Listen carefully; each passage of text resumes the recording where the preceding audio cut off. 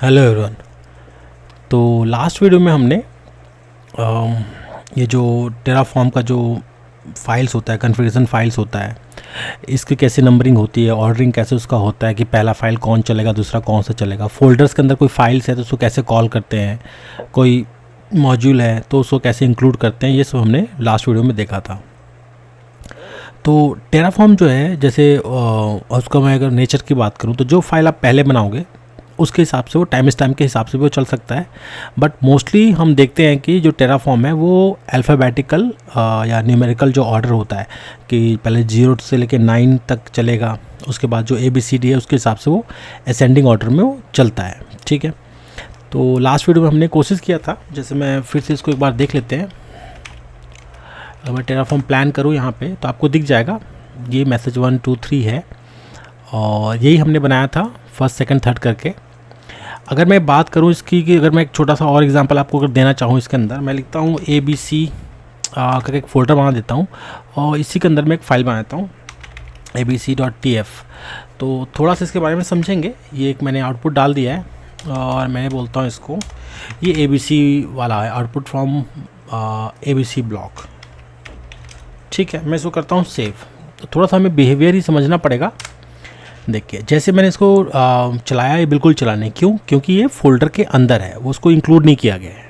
तो ये इसका ना टेराफॉर्म का बिहेवियर है। इसको आपको अच्छे से समझना पड़ेगा कि जो फोल्डर के अंदर होता है ना, उसको हमारे को या तो इनिशियलाइज करना पड़ेगा या उसको हम अच्छे से इंक्लूड कराएं या उसको कहीं रेफरेंस दें, तब जाके ये चलता है। यहाँ पे हम कोशिश करेंगे एक बार टेराफॉर्म इनिट करने की, देखते हैं कुछ करता है नहीं करता। यहाँ पे सक्सेसफुली इनिशियलाइज बोल रहा है। टेराफॉर्म टेराफॉर्म प्लान करके देखते हैं इससे क्या फ़र्क पड़ता है। तो फिलहाल यहाँ पे अभी कुछ भी नहीं आया। अगर मैं फोल्डर के अंदर जाता हूँ, CDABC करता हूँ मैं और यहाँ पे करता हूँ टेराफॉर्म प्लान, तो आप देखेंगे अब उस फोल्डर के अंदर जो फाइल है ना, अब वो उसी का आउटपुट ये दिखा रहा है। तो ये इसका बिहेवियर है कि ये कैसे चलता है।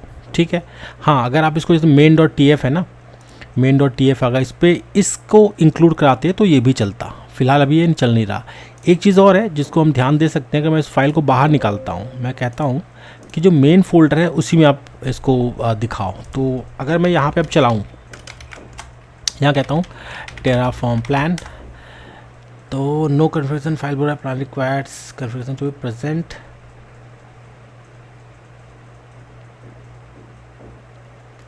तो एक्चुअल में ये फाइल कुछ है नहीं ABCD, मुझे जाना पड़ेगा फिर से यहाँ पे।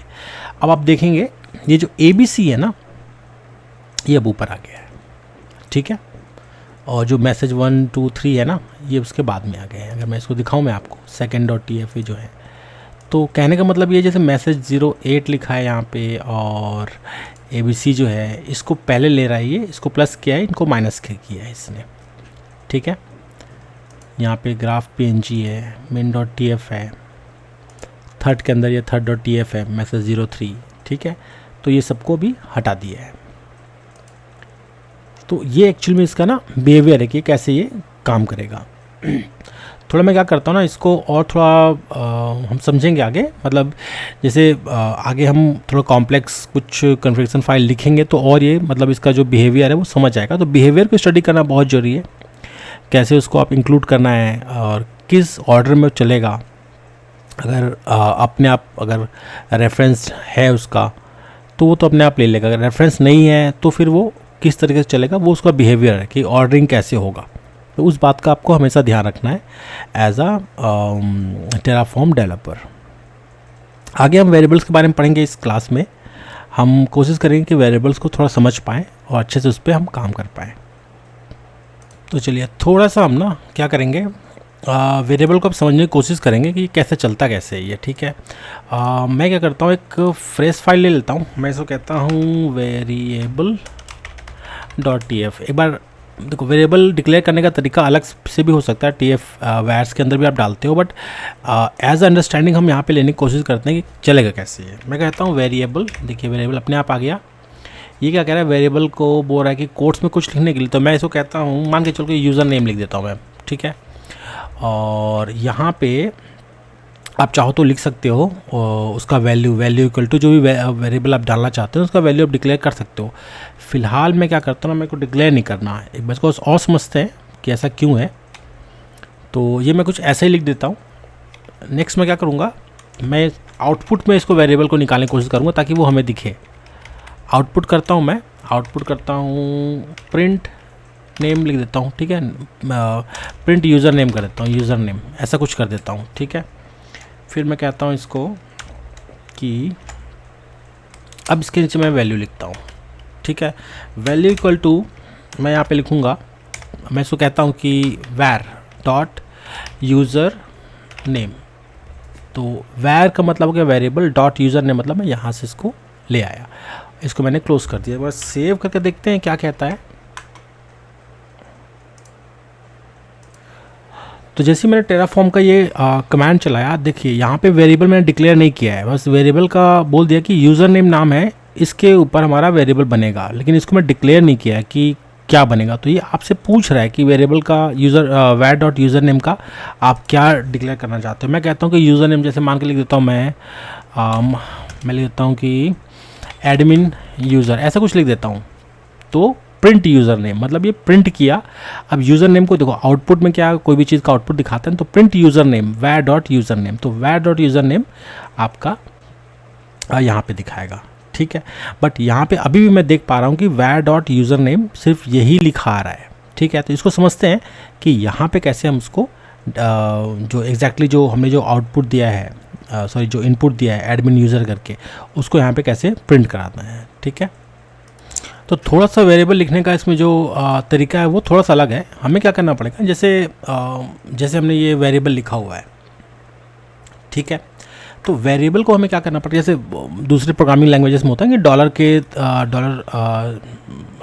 जो डॉलर साइन है उसके थ्रू हम इसको करते हैं। तो वैसे कुछ यहाँ पे करना पड़ेगा। वेरिएबल को हम करेंगे इसको हम कर सकते हैं डॉलर करके कर सकते हैं। तो वही कुछ हम करने का कोशिश करेंगे। यहाँ पे मुझे लिखना पड़ेगा डॉलर ऐसा कुछ, और बाकी सबको ना मुझे कर्ली में डालना पड़ेगा यहाँ से लेके यहाँ तक। तो ये मेरा आई थिंक ये मेरा वेरिएबल बन जाएगा, ठीक है। एक बार इसको मैं सेव करता हूँ, एक बार चला के देखते हैं क्या कहता है ये टेराफॉर्म प्लान। तो वैर डॉट यूज़र नेम मैं बोलता हूँ एडमिन यूज़र ऐसा कुछ बोलते हैं, ठीक है। Print user name equal to admin user आ गया। तो बात जैसे कई बार ऐसे होती है ना कि कनकेटनेट करने की बात होती है, तो कनकेटनेट भी कर सकते हैं। कनकेटनेट क्या होता है कि जैसे आपका ये वेरिएबल है तो ये तो डायनेमिकली ले रहा है, आप जो आउटपुट डालोगे जो इनपुट डालोगे वो ये ले लेगा। तो कई बार ऐसे होता है ना कि हम क्या करते हैं, कई बार लिखते हैं हेलो ऐसे लिख देते हैं ना, हेलो करके यूज़र का नाम डाल देते हैं, ये डायनेमिकली ले लेगा और उसके आगे हेलो आ जाएगा, मतलब हेलो एडमिन यूज़र ऐसा कुछ आ जाए। एक बार सेव करके देखते हैं ये काम करता है कि नहीं। देखिए यूज़र इनपुट मांग रहा है, ठीक है। मैं एडमिन यूज़र लिख देता हूँ। ये देखिए यहाँ पे लिखा गया हेलो एडमिन यूज़र। तो ये कनकेटेंट करने का भी काम आता है, मतलब दो चीज़ को जोड़ने का काम आता है, जहाँ पे ये वेरिएबल है और एक स्टैटिक ये आपका स्ट्रिंग है, ठीक है। तो ऐसे आप समझ सकते हो। मतलब जैसे फ्यूचर में आपको ज़रूरत पड़ती है ना कुछ इनपुट कराने की आउटपुट कराने की, तो ये उसके काम आता है। बाकी आप वैल्यू जो है ना इसको आप एक्चुअल में इसके अंदर आपको डिक्लेयर करना चाहिए था, तो उससे भी काम चल जाता। बाकी जो वेरिएबल है उसको भी आपको सेट करना है, तो एक tf-var फाइल आता है उसके अंदर भी आप कर सकते थे। तो ये तरीका है आपके वेरिएबल पे काम करने का। थोड़ा इसको अच्छे से देखेंगे और समझेंगे कि इस पे काम कैसे होता है। तो जो टेराफॉर्म का वेरिएबल होता है ना प्लेस होल्डर होता है, ठीक है, जो कि टेराफॉर्म कॉन्फ़िगरेशन को मतलब ज़्यादा डायनेमिक बनाता है, रीयूजेबल बनाता है, ठीक है। अब हार्ड कोड करने से क्या है कि एक बार आपने चलो ठीक है मैं यहाँ पे हर जगह मैंने यूज़र नेम लिख दिया, तो भाई ये हार्ड कोड हो गया ना। फिर मैं यहाँ पे यूज़र नेम लिख दिया, फिर आगे और भी कुछ आ रहा है तो वहाँ पे मैं सिर्फ डायरेक्ट नाम डाल रहा हूँ, तो डायनेमिकली वो नहीं है, स्टैटिक हो गया वो। तो उसी को हार्ड कोड कहते हैं हम प्रोग्रामिंग के लैंग्वेज में, ठीक है। तो हार्ड कोड करना मतलब उतना फिजिबल नहीं होता, मतलब बार बार रीयूज़ नहीं कर सकते। कभी भी आप इस कोड को फिर से रीयूज़ करेंगे तो जितने भी हार्ड कोडेड आपके वैल्यूज़ हैं उसको क्या करना पड़ेगा, मैनुअली आपको उसको फिर से उसको चेंज करना पड़ेगा, जो कि थोड़ा लंबा काम है। इसी को अगर आप अगर वेरिएबल के थ्रू करते हो तो डायनेमिक बन जाएगा और रीयूजेबल भी बन जाएगा। कभी भी इस कोड को कहीं और लेके जाओ, वहाँ पे भी यही सेम काम करेगा, बट डायनेमिक तरीके से वो यूज़र नेम या जो भी आपका वैल्यूज़ है वो उसके हिसाब से वो काम करेगा। ठीक है।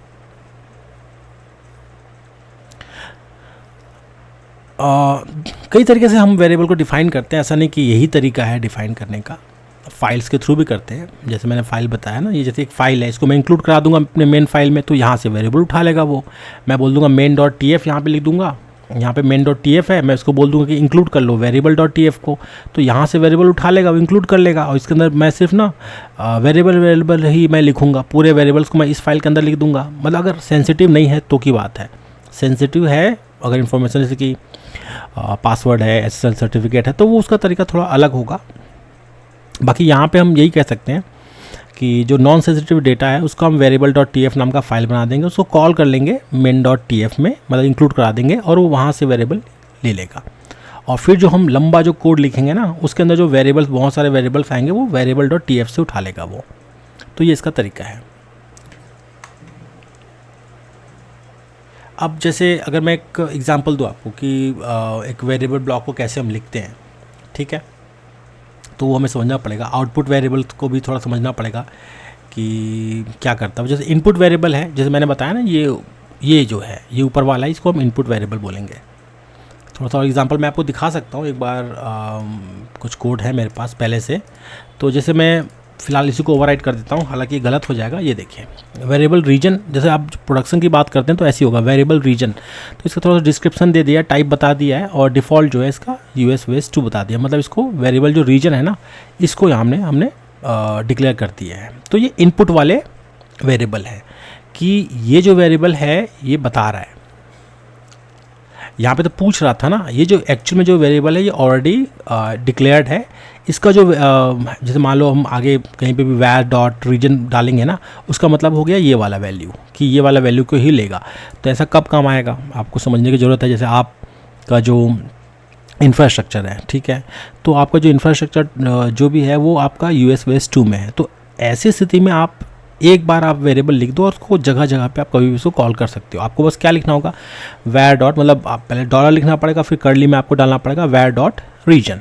तो रीजन हमारा ये वाला वेरिएबल है। तो ये आपका वेरिएबल इस तरीके से डिक्लेयर होता है। ये कौन सा वेरिएबल है, ये इनपुट वेरिएबल है। इसी तरीके से एक आउटपुट वेरिएबल भी होता है। थोड़ा आउटपुट वाला वेरिएबल भी समझना पड़ेगा, ये क्या चीज़ है। ये करता है एक्सपोज करता है वैल्यू को, ठीक है। आपका जो टेराफॉर्म का जो स्टेट है ना, और जो स्टेट है उसको आप यूज़ भी कर सकते हो कहीं और भी, डिबगिंग पर्पज़ के लिए भी यूज़ कर सकते हो। और इसको हम आउटपुट ब्लॉक के थ्रू हम क्या करते हैं, उसको एक्सपोज करते हैं या देखते हैं उसको। मैं एक एग्जांपल दे देता हूँ आपको, एग्जांपल से आपको समझ आ जाए। जैसे एक ब्लॉक है, अगर मैं इस ब्लॉक की बात करूँ, बोल रहा है आउटपुट बकेट ARN। अब जो बकेट ARN है, ठीक है, ये मेरा आउटपुट लेगा, ये इसका आउटपुट बोल रहा है कि बकेट ARN का। तो इसका जो वैल्यू है AWS_S3 bucket डॉट माई बकेट ARN, तो ये माई बकेट जो डॉट ARN है ना, ये इसको डायनेमिकली उठा लेगा वो, ठीक है। तो ये आउटपुट वाला हो गया। यहाँ पे अगर मैं बात करूँ डेफिनेशन की, तो जैसे कंपोनेंट्स की मैं बात करूँ यहाँ पे, तो जो डिस्क्रिप्शन है ना, ये हमेशा ये ऑप्शनल होता है। आप चाहो देखो आप अपने पहचान के लिए लिख सकते हो, बाकी एक अच्छा प्रैक्टिस है डिस्क्रिप्शन। देखो आप अगर सीख रहे हो ना, तो उस टाइम पे अगर मैं बात करूँ तो डिस्क्रिप्शन लिखना बहुत फ़ायदेमंद होता है। आपको मतलब याद रहता है ना, आप एक बार एक्सपर्ट बन जाओगे तो बात अलग है, बाकी आपके जो टीम के लोग हैं ना, वो भी यही कहेंगे कि इसको डिस्क्रिप्शन एटलीस्ट लिखना चाहिए ताकि लोग समझ पाएँ। तो डिस्क्रिप्शन आप समझ लो कि एग्जैक्टली आपने उस लाइन को या उस ब्लॉक को क्यों लिखा है, ठीक है, तो उसके लिए काम आता है, ठीक है। यहाँ पे जो टाइप है हमारा, टाइप की बात करें, देखिए ये भी ऑप्शनली होता है। आप चाहो तो इसको एक पर्टिकुलर वैल्यू में बांध सकते हो कि भाई ये जो मेरा वेरिएबल है ना, ये स्ट्रिंग ही होगा। अगर आप ये नंबर देते हो ना, कुछ और देते हो, तो फिर वो नहीं लेगा उसको। तो यहाँ पे आप उसको डिफाइन कर सकते हो कि भाई ये जो वैल्यू है ऐसे ही रहेगा। अब मतलब ये रेस्ट्रिक्शन हो गया ना, कि अब जैसे अब रीजन होता है तो आपको अच्छे से पता है कि रीजन जो होगा वो US वेस्ट 2 ही होगा, ऐसी एग्जैक्टली लिखा जाएगा। अगर आप रीजन की जगह कहीं और आप वेरिएबल में डाल देते हो कि रीजन जो होगा वो 5679357 ऐसा कुछ होगा, ऐसा आप लिख सकते हो, ठीक है। तो वो गलत बता देगा क्योंकि वो नंबर है, ठीक है। तो यहाँ पे आप उसको एक कंट्रोल में डाल सकते हो कि भाई ये जो वैल्यू होगा ना इस वेरिएबल का, वो सिर्फ स्ट्रिंग ही हो सकता है। तो ये भी एक अच्छा प्रैक्टिस है, मतलब प्रॉपर तरीके से लिखने का तरीका, ठीक है। वैलिडेशन की बात करते हैं कि जो अलाउड वैल्यूज़ क्या होगा, ये एग्जैक्टली वही है, इसका वैलिडेशन को ही सेट कर देते हैं। एक्सेल में हम वैलिडेशन डालते हैं ना, ये वैसे कुछ है ये कि भाई स्ट्रिंग ही होगा, इसी को हम कहते हैं वैलिडेशन। ठीक है, अगर आप चाहो तो जो वैल्यू है, मान के चलो या ये कुछ वैल्यू है, मान के चलो आप इसको हार्ड कोडेड कर रहे हो और आप ये सोच रहे हो कि थोड़ा सा सेंसिटिव है, आप किसी और को बताना चाहते हो, तो उसको सेंसिटिव मार्क कर देते हो ना इस वैल्यू को, तो जब जब चलेगा इसका आपको लॉग आएगा। अगर आप सेंसिटिव मार्क कर देते हो इसको तो लॉग में वो दिखाएगा नहीं, तो वो भी एक काम का चीज़ है।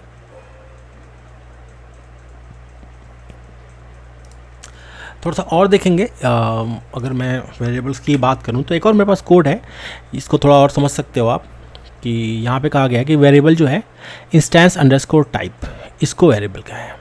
ठीक है, यहाँ पे EC2 इंस्टेंस टाइप है, टाइप क्या होगा, स्ट्रिंग होगा T2 माइक्रो। तो ये एक मेरा इंस्टेंस टाइप जो है वेरिएबल, इसको डिक्लेयर किया है।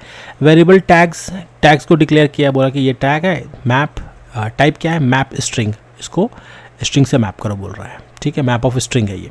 डिफ़ॉल्ट में आपके दो वैल्यूज़ हैं, name equal to example instance, environment equal to development. ठीक है, तो टैग भी आप डायनेमिकली इसको कर सकते हो। तो आप सोचें कितना ये मतलब डायनेमिक तरीके से आपके जो वैल्यूज़ है उसको सेट करता है ये।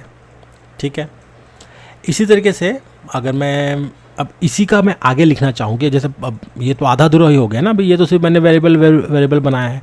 अब इसके आगे मैं कहूँ कि चलो ठीक है, तो प्रॉपर तरीके से बनाऊँ, तो प्रॉपर तरीके से कैसे बनेगा, मैं कहता हूँ इसको कि भाई एक और फाइल बनाऊँ। मैं बनाता हूँ main.tf, ऐसा कुछ मैं फाइल बनाना चाहता हूँ main.tf। मैं क्या करूँगा, यहाँ पे main.tf मैं लिखूँगा प्रोवाइडर। अब एग्जैक्टली ऐसे ही बनेगा ना, ये होगा मेरा AWS। ठीक है, इसके बाद जो मेरा कोड है वो लिख दूँगा मैं रीजन, मैं रीजन लिखूँगा। रीजन क्या होगा मेरा, var.region। ये देखिए अपने आप भी वो ले भी लेगा अपने आप भी।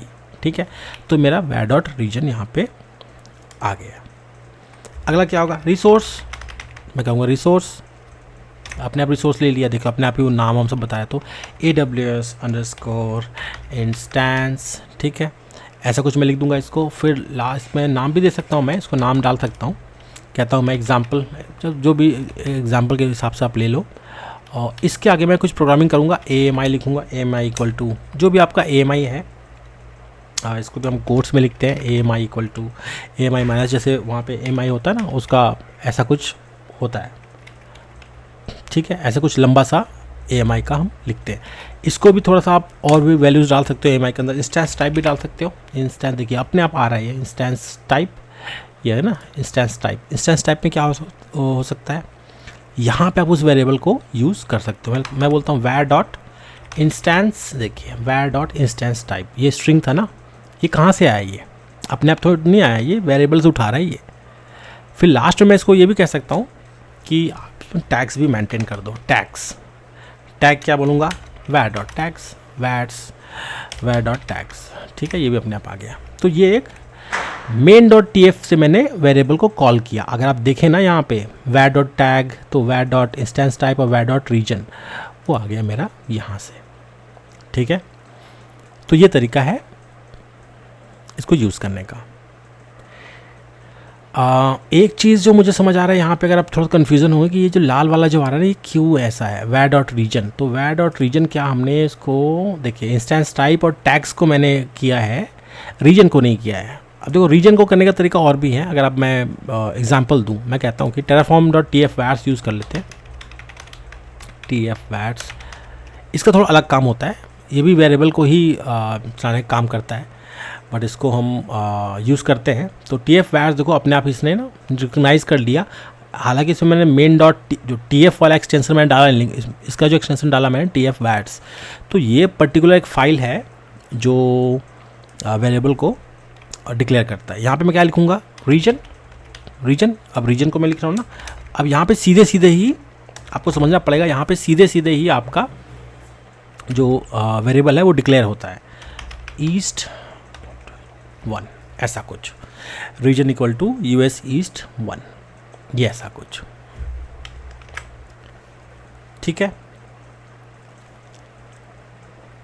तो ये आपके जो tf vars है, इस पे आप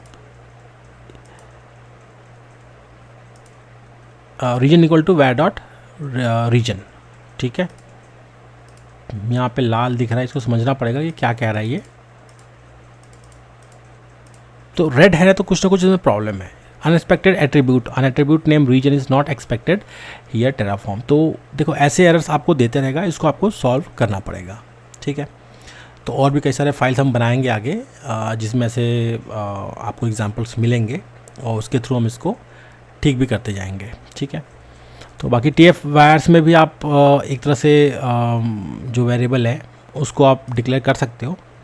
आप वेरिएबल डॉट TF में जो नॉन सेंसिटिव है या जो सेंसिटिव है उसको भी आप सेंसिटिव मार्क लगा के भी कर सकते हो। बाकी अगर जैसे एरर्स ऐसे आ रहे हैं ना, जैसे अब ये वाला एरर आया, तो एक्चुअल में ये ना मुझे लग रहा है ये एक्चुअल में इसको समझ नहीं पा रहा कि ये सच में एग्जिस्ट करता है नहीं करता।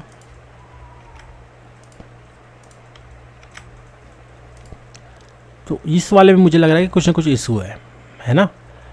तो अगर मैं इसको चाहूँ तो मैं वेरिएबल डॉट TF में भी डाल सकता हूँ रीजन इक्वल टू क्या होना चाहिए। यहाँ पे ना इंस्टेंस टाइप है, यहाँ पे टैग्स है, रीजन नहीं है यहाँ पे। तो रीजन को यहाँ पे TF वायर्स में ही डाला गया है और यहाँ पे वो एरर दे रहा है कि ये है region equal to var dot reason.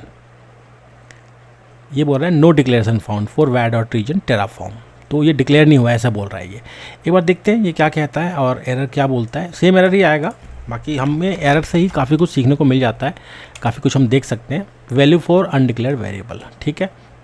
The root module does not declare a variable name region but value was found in file terraform.tf vars. If you mean to use this value add a variable block to the configuration. To silence this warning use TF vars environment. ये देखिए inconsistent dependency on lock file, ये तो अलग से error है। बाकी यही कह रहा है कि इसको वेरिएबल में उसको ना आप डिक्लेयर करो बोल रहा है, ठीक है। तो कहने का मतलब मेरा यही है, मुझे यहाँ पे ना एक वेरिएबल टाइप का लिखना पड़ेगा। Variable equal to region, region के अंदर ये मेरा आपका यहाँ पे वैल्यू। तो जैसे हमने वेरिएबल बनाया था, एक बार करके देखते हैं। वेरिएबल जैसे बोल रहा है करके देखते हैं वेरिएबल। तो वेरिएबल जो था मेरा वो क्या था, रीजन, ऐसे कुछ था। और रीजन के अंदर मैंने क्या करना था ना, इसको मैंने कर्ली में डालना था। ये कर्ली था और इसको मुझे यहाँ पे कर्ली को बंद करना था। ये देखिए तो वेरिएबल तो यहाँ पे आ गया। बाकी अभी भी लाल दिखा रहा है ये। अभी क्यों ऐसा दिखा रहा है देखते हैं, समझते हैं। Unexpected blocks of type variable are not expected here. अब इसको भी समझना पड़ेगा कि भाई ऐसा क्यों है कि TF वायर्स में ये नहीं ले रहा। बाकी एरर तो हमें यही कह रहा है कि वहाँ पे डिक्लेयर करो बोल रहा है वेरिएबल नेम, ठीक है, रीजन करके। एक बार मैं स्पेलिंग देख लेता हूँ। रीजन, यहाँ के स्पेलिंग भी रीजन, हाँ ठीक है, स्पेलिंग तो ठीक है। और ये देखो यहाँ पे ना ये रेड अभी भी दिखा रहा है, डिक्लेरेशन नहीं मिल रहा है इसको। हमने कोशिश करी डिक्लेयर यहाँ पे करने की, लेकिन तभी से ये बोल क्या रहा है, यही बोल रहा है कि आप यहाँ पे इसको डिक्लेयर नहीं कर सकते इस तरीके से। अब इसको हमें समझना पड़ेगा कि भाई वेरिएबल में ऐसा क्यों होता है, ठीक है। थोड़ा इसको और अच्छे समझते हैं। तो चलिए थोड़ा सा इसको और अच्छे समझने की कोशिश करते हैं कि ये TF वायर्स में तो कुछ अलग दिखा रहा है, एरर अभी भी दिखा रहा है, ठीक नहीं हो रहा है ना। समझते हैं इसको क्या चीज़ है। सबसे पहले बात करते हैं, अब जैसे मैं जो मेन डिफरेंस की बात करूँ TF वायर्स और वेरिएबल डॉट TF की, कि भाई वेरिएबल डॉट TF में अलग तरीके से आप उसको वेरिएबल को डिक्लेयर कर रहे हो और TF वायर्स के अंदर भी कर रहे हो, ठीक है। तो दोनों का समझते हैं। जो पर्पस है ना TF वायर्स का, सबसे पहले इसको समझते हैं कि TF वायर्स होता क्या है। तो ये जो होता है ना, ये जो वेरिएबल होता है उसके वैल्यू को प्रोवाइड करता है ये। जबकि जो वेरिएबल डॉट TF है ये क्या करता है, डिक्लेयर करता है वेरिएबल को। आपको अच्छे समझना होगा, जो वेरिएबल का वैल्यू है वो कौन करता है, कौन मतलब सेट करता है, मतलब प्रोवाइड कौन करता है, वो TF वायर्स फाइल करता है। तो एग्जैक्टली जो अब ये होना चाहिए था, जैसे हमने पहले लिखा था, ये वैसे ही होना चाहिए था। इसमें इस तरीके से आप नहीं लिख सकते, कहने का मतलब, क्योंकि ये डायरेक्ट ना वैल्यू दे रहा है ये। तो जो TF वायर्स है वो डायरेक्ट आपको वैल्यू दे रहा है। रीजन इक्वल टू ये होना चाहिए बोल रहा है, वो सीधा सीधा बोल रहा है कि भाई रीजन इक्वल टू ये होना चाहिए। मान के चलो अगर मैं इसको ऐसे करके भी देखता हूँ, ये देखिए रीजन इक्वल टू ये है। बाकी अभी भी ये एरर आ रहा है, इसको समझेंगे, ठीक है। तो यहाँ पे मैं यही देख पा रहा हूँ, TF वायर्स में ना, TF वायर्स में एक्चुअल में इसको हमें कोट्स में ही लिख देना चाहिए क्योंकि ये स्ट्रिंग है, इसलिए तो ये सही प्रैक्टिस है करने का। तो ये जो है अपना टेराफॉर्म TF डॉट जो वार्स फाइल्स है, ये क्या करता है, ये वेरिएबल का जो वैल्यू है वो असाइन करता है। रीजन इक्वल टू ये होना चाहिए। तो ये जो हमारा वेरिएबल है, देखो रीजन नाम का वेरिएबल हमने बनाया है ना, कई जगह हमने बनाया, जैसे मेन डॉट TF में बोला है कि var डॉट रीजन है, तो इसका हमें नज़र नहीं आ रहा, लेकिन ये एक्चुअल में कहाँ से उठाएगा, TF var से उठाएगा, ये यहाँ से उठाएगा। तो डायरेक्ट ना आपको डायरेक्ट आपका वैल्यू यहाँ पे कर दिया। अब वेरिएबल डॉट TF क्या है, इसका पर्पज़ क्या है, पहले एक बार देख लेते हैं कि दोनों के पर्पज़ में क्या है। तो मैंने वही बताया कि जैसे जो TF var है आपके जो वेरिएबल है उसका वैल्यू डिक्लेयर करता है या वैल्यू प्रोवाइड करता है, और ये क्या करता है, ये डिक्लेयर करता है वेरिएबल्स को। इस फाइल में आप डिक्लेयर करोगे आपके वेरिएबल को। लोकेशन जैसे इसका मैं बता रहा था कि इसका वेरिएबल डॉट TF होता है इस वाले का, और इसका होता है मतलब ये एक्चुअल में मेन जो आपका डायरेक्टरी है ये उसके अंदर होगा TF var। ठीक है, मतलब ये जो फाइल एक्सटेंशन है TF var हमेशा आपके रूट में होगा, ताकि वो इन्वायरमेंट पे अपने आप जैसे स्टार्ट हो तो इन्वायरमेंट पे अपने आप ही रीड कर ले। तो एक सेंट्रलाइज आप मान के चलो इसको, ठीक है। और जो वेरिएबल्स है उसको अलग अलग मॉड्यूल्स में अलग अलग आप कॉन्फ़िगरेशन फाइल्स लिख रहे हो, उसके अंदर आप कई बार उसको आप डिक्लेयर कर सकते हो। और जैसे कि ये जो अपना TF var है, ये क्या करता है, इसका जो स्कोप है ये रूट मॉड्यूल्स के ऊपर ही इसका मतलब प्रभाव होता है इसका।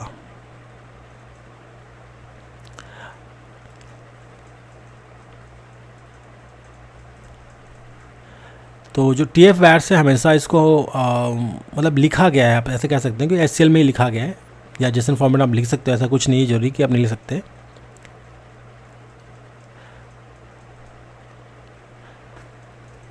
तो ये इसका मेन डिफरेंस है।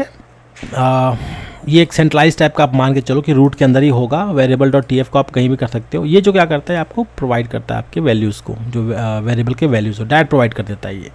और ये क्या करता है, डिक्लेयर कराता है। बस आपको ये समझना है, और ये इसका बिहेवियर है, और इसी तरीके से चलता है। थोड़ा और इसके बारे में और जानेंगे कि क्यों ऐसा है और क्या इसका चक्कर है, ऐसा कि क्या प्रॉब्लम ये है इसके साथ। ठीक है, तो चलिए थोड़ा हम यूज़ केसेस के ऊपर बात करेंगे इसका, कि TF var और ये जो वेरिएबल डॉट TF है, ये एक्चुअली में इसमें डिफरेंसेस क्या है और क्या इसके यूज़ केसेस हैं, मतलब ऐसा क्यों है और इनके काम क्या है। तो थोड़ा सा हम समझेंगे कि ये दोनों किस तरीके से हम इसको यूज़ कर सकते हैं, और जो अभी जो हमें एरर आ रहा है ना ये var डॉट रीजन, इसको हम कैसे ठीक कर सकते हैं। सबसे पहले बात करूँ मैं पर्पज़ की, तो जैसे मैंने पहले बताया था, जो वेरिएबल डॉट TF है इसका क्या काम है, डिक्लेयर करना है वेरिएबल को और उसके प्रॉपर्टीज़ को। जबकि टेराफॉर्म जो TF var फाइल है, इसका क्या काम है, प्रोवाइड करना वैल्यूज़ को। जो आपने डिक्लेयर किया ना वैल्यू, उसको उसके वैल्यू को प्रोवाइड करना। अभी हमने यहाँ पे क्या डिक्लेयर किया है, हमने कहा है वेरिएबल को एक्चुअली हमने इंक्लूड नहीं किया, यहाँ पे इंक्लूड करना चाहिए था, बाकी उसको हम समझेंगे क्यों ऐसा है। और ये जो है इसको कौन डिक्लेयर करता है, वेरिएबल डॉट TF। और इसके जो स्पेसिफिक जैसे रीजन है, रीजन का जो स्पेसिफिक वैल्यू है ना, उसको हम टेराफॉर्म TF var के अंदर इंक्लूड करते हैं। जैसे मैंने वेरिएबल्स की बात करी, तो जो डिफ़ॉल्ट जो वैल्यू है जिसका T2 माइक्रो है, तो इसको उठा के हम, है ना, स्पेसिफिक वैल्यू है, तो इसी को उठा के हम TF var के अंदर डाल सकते थे, तो ये इसका स्पेसिफिक वैल्यू हो जाता। ठीक है, और थोड़ा समझते हैं कि मैंडेटरी है कि नहीं है।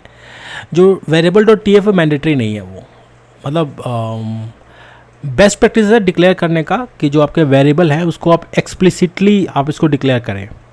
ठीक है, जो टेराफॉर्म TF var है ये भी मतलब मैंडेटरी नहीं है, बट अगर ये प्रेजेंट होता है ना, तो आप CLI या इन्वायरमेंट वेरिएबल के थ्रू भी आप इसको मतलब अपने वेरिएबल है उसको आप डिक्लेयर कर सकते हो।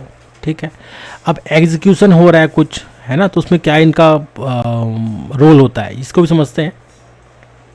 ये करता है जो वेरिएबल डॉट TF है, ये क्या करता है, आपके जो स्ट्रक्चर है और जो कॉन्स्टेंट्स है आपके जो वेरिएबल्स के लिए, उसको डिफाइन कर देता है। जबकि टेराफॉर्म TF var क्या करता है, वो सप्लाई करता है एक्चुअल वैल्यू को, जो कि एग्जीक्यूशन के टाइम पे यूज़ होगा। डिफ़ॉल्ट वैल्यूज़ क्या होते हैं इसको, तो उसको आप टी एफ वायर जो भी जो वेरिएबल डॉट टी एफ है उसके अंदर आप उसको प्रोवाइड कर सकते हैं। अब जो Terraform dot T F wire है वो क्या करता है, वो जो आपके वेरिएबल डॉट टी एफ है उसको भी ओवरराइड कर सकता है वो। आप समझ रहे हैं इसका केस। बाकी मैं बात करूँ यूज़ केस की, तो जैसे जनरल सेटअप में और जो डॉक्यूमेंटेशन होता है ना आपके जो वेरिएबल वगैरह हैं उसमें वेरिएबल डॉट टी एफ काम आता है। और जो इन्वायरमेंट स्पेसिफिक जो आप या जो यूज़र स्पेसिफिक आप वेरिएबल सेट करते हो वो टी एफ वायर के थ्रू करते हो, ठीक है। अब बात करेंगे हम इसका कि ये कैसे एक साथ काम कर सकते हैं। तो हमें क्या करना पड़ेगा, एक बार वैल्यू के अंदर ना जो वेरिएबल जो टी एफ है इसके अंदर हम एक बार करके देखते हैं क्या कहता है ये। इसके अंदर मैं अगर ये कहता हूँ कि यहाँ से यहाँ तक तो ख़त्म हो गया, ये एक नया ब्लॉक बनाते हैं। नया ब्लॉक में मैं ये डाल देता हूँ, ठीक है, variable region, the AWS region string US west 2, ठीक है, इसको US वेस 2 कर देते हैं फ़िलहाल। तो ये 3 मेरे पास वेरिएबल हो गए। अब मेन डॉट टी एफ है, देखो ये जो टेराफॉर्म वैर है ये भी ख़त्म हो गया, मेन डॉट टी एफ है ये भी ख़त्म हो गया, बस वैर डॉट टैग रह गया है, नो डिक्लेरेशन फाउंड फॉर वैर डॉट टैग। तो टैग का नहीं बता रहा है यहाँ पे, एक बार देखते हैं वेरिएबल डॉट टैग कहाँ पे है। टैग्स है एक्चुअली में, ये गलत मैंने लिखा हुआ है, इसको टैग्स करना पड़ेगा मुझे, टैग्स, ठीक है। तो ये अपने आप इसने ले लिया। तो अब देखिए सब पूरे जितने भी एरर हैं एक बार में ख़त्म हो गया। तो इसको इस तरीके से हम इसको यूज़ कर सकते हैं। कहने का मतलब ये है कि मेरा जो वेरिएबल है मैंने क्या डिक्लेयर किया है, मैंने जो वेरिएबल डिक्लेयर किया है मैंने कहा है कि जो भी मैं रिसोर्स बनाऊँ, जैसे इसको मैं कॉल करूँगा ना अपने मेन डॉट टी एफ से कि भाई जो रीजन है वो आप US वेस 2 यूज़ करो, ठीक है। But main dot T F में अगर मैं बोलता हूँ वैर डॉट रीजन और साथ में बोलता हूँ टी एफ वैट्स, तो टी एफ वैट्स में US ईस्ट 1 है, तो ये क्या करेगा, ओवरराइट करेगा। तो आपको ये समझ आ गया होगा कि टी एफ वैट्स का क्या काम होता है। एनवायरनमेंट और यूज़र लेवल और सिस्टम लेवल पे ये एग्जीक्यूशन के टाइम पे चलता है। अगर आपको इसको ओवरराइट नहीं करना तो इसको डिफाइन मत करो, ये मतलब पूरे एनवायरनमेंट के लिए है, इसलिए इसको हम रूट पे डालते हैं, ये रूट पे है। अब जो भी फाइल्स बनेंगे ना वो अलग अलग फोल्डर्स के अंदर बनते जाएंगे, वो बात अलग है वो, ठीक है। थोड़ा इसका अगर मैं बात करूं कि इसका ऑर्डरिंग क्या होगा, कि भाई पहला तो चलो ठीक है ये इसको वेरिएबल के रूप में पहला ले लेगा, दूसरा वेरिएबल को ले लेगा, तो इसका करेक्ट ऑर्डर क्या होता है। तो मैं आपको ऑर्डर्स के बारे में बता देता हूँ। जैसे CLI के अंदर अगर मैं यहाँ पे ना आपको कमांड दिखाता हूँ, अगर इस तरीके से मैं टेराफॉर्म अप्लाई करता हूँ या टेराफॉर्म प्लान करके वेरिएबल नाम का ये मैं CLI में ही मैं अगर इसको डिफाइन करूँ तो सबसे पहला जो ऑर्डर है यही चलेगा, ये सबको ओवरराइट कर देगा, इसको भी नहीं मानेगा, इसको भी नहीं मानेगा। जो आपने CLI में लिख दिया ना, जैसे variable region equal to US east 1, अब US ईस्ट 1 ये है और वहाँ पे US वेस 2 है वेरिएबल्स डॉट TF में, इसको कहते हो आप कुछ और लिख देते हो, EU या यूरोपियन का कुछ लिख देते हो उसको। जैसे आपको ज़रूरत पड़ी कि मतलब ऐसा सिचुएशन कब आता है, जैसे आप सेम आप यूज़ कर रहे हो टेराफॉर्म के कॉन्फ़िगरेशन फाइल्स को, ये जो टेराफॉर्म के जो कॉन्फ़िगरेशन फाइल है इसको कहीं और यूज़ कर रहे हो, वहाँ पे ये रिक्वायरमेंट आता है कि ये जो चले वो किसी और रीजन पे चले, ठीक है ना, US ईस्ट 1 में चले ना US वेस 2 में चले। तो इसको ओवरराइट करने का जो तरीका है वो है CLI को। सबसे पहला जो प्रायोरिटी ऑर्डर है कि सबसे पहला मतलब जो आपका जो वेरिएबल है, तो पहला प्रायोरिटी किसको देगा, वो CLI को देगा। सेकंड किसको देगा, TF वैर्स को देगा, ठीक है। थर्ड किसको देगा, जो इन्वायरमेंट वेरिएबल कुछ प्रीफिक्स भी हम बनाते हैं, TF अंडरस्कोर वैर अंडरस्कोर डॉट करके बनाते हैं हम, उसको थर्ड देगा। और लास्ट में आपका देगा वेरिएबल डॉट TF को। तो ये 4 तरह के आपके ऑर्डर्स होते हैं। आपको अच्छे से समझ जाना है कि जैसे आप मल्टीपल किसी का बनाया हुआ मॉड्यूल्स वगैरह यूज़ कर रहे हो और उस पर मान के चलो रीजन आपको ओवरराइड करना है, तो ओवरराइड कैसे करोगे, आप इसके थ्रू ओवरराइड कर सकते हो। तो इसमें जो वैल्यूज़ हैं उसको सबको इग्नोर कर देगा, ये वाला जो वैल्यू आप दोगे ना CLI में उसको सबसे पहले लेगा। तो आपको ये जो ऑर्डर्स है ना इसको आपको समझना पड़ेगा कि भाई चलेगा कैसे। अगर मैं इसको चला के देखूँ एक बार, तो फिलहाल वैर डॉट टैग से, अच्छा मैं इसको भी सेव नहीं किया, आई थिंक इसको मैं सेव कर देता हूँ, क्लोज़ करता हूँ, इसको भी क्लोज़ कर देता हूँ, सबको क्लोज़ करके देख लेता हूँ और इसको कोशिश करते हैं चला के। यहाँ पे ये क्या कहता है, ये देखिए ये बिल्कुल चल रहा है, वैल्यू के लिए अप्लाई किया मैंने इसलिए यस के लिए पूछेगा वो, बाकी ये क्या क्या करेगा ये देखिए पूरा बता दिया इसने कि भाई ये चीज़ करने वाला है, ठीक है, क्रिएट करने वाला है ये सब चीज़ें। फ़िलहाल मैं इसको कैंसिल करूँगा। आपको बस ये मुझे समझाना था कि जो इसका ऑर्डरिंग है वो कैसे होगा। सबसे पहले ये होगा, ठीक है, सेकंड में TF वैट्स होगा, थर्ड में आपका TF अंडरस्कोर वैट्स डॉट करके एक आपका प्रीफिक्स होता है। अब उस प्रीफिक्स से भी करा सकते हो, थर्ड नंबर पे होता है, मतलब बहुत जगह वो यूज़ होता है, और भी हम आगे कभी देखेंगे। और लास्ट में आपका वेरिएबल डॉट TF होता है। तो ये 4 इसके ऑर्डर्स होते हैं। तो ये आपको समझना है। कई बार ऐसे होता है कि हम काम करते वक्त ना इसको हम समझ नहीं पाते, अरे ये भाई मैंने यहाँ पे वेरिएबल बता रखा है लेकिन वो चल नहीं रहा है यार, क्या प्रॉब्लम है। ऐसे आपको प्रॉब्लम्स आएगी। तो आपको ये ऑर्डरिंग बहुत मतलब समझना बहुत ज़रूरी है कि किस तरीके से इसका ऑर्डरिंग चलता है, प्रायोरिटी किसको देता है वो। तो इस तरीके से आप वेरिएबल वगैरह इस पर आप सेट कर सकते हो। आपको समझ आ गया होगा कि वेरिएबल क्या काम करता है। एक्सप्लिसिटली भी आप उसको कर सकते हो, आप वेरिएबल डॉट TF के थ्रू। आप उसको अगर फोर्स कराना चाहते हो तो TF वैट्स के थ्रू करा सकते हो, या CLI के थ्रू भी करा सकते हो। CLI के थ्रू मोस्टली बंदे नहीं करना चाहते कई बार, बाकी अगर रियल टाइम में जब ज़रूरत पड़ती है तो लोग करते हैं, ऐसा नहीं कि नहीं करते, करते हैं लोग। बाकी TF वैट्स सबसे बेस्ट तरीका है, सबसे पहले प्रायोरिटी इसी को मिलती है, फिर वेरिएबल डॉट TF को मिलता है। वेरिएबल डॉट TF जो है फोल्डर्स के अंदर अलग अलग आपके हैं ना, तो उस पर अच्छा से काम करता है। सबसे जो पावरफुल है TF वैट्स है, उससे भी ऊपर आपका ये CLI है। तो ये हमारा वेरिएबल का इसके अंदर कंसेप्ट है, जो आपको समझ आ गया होगा कि कैसे वेरिएबल होता है। मतलब आगे हम वेरिएबल पे और बहुत ज़्यादा काम करेंगे, कई सारे चीज़ें हैं।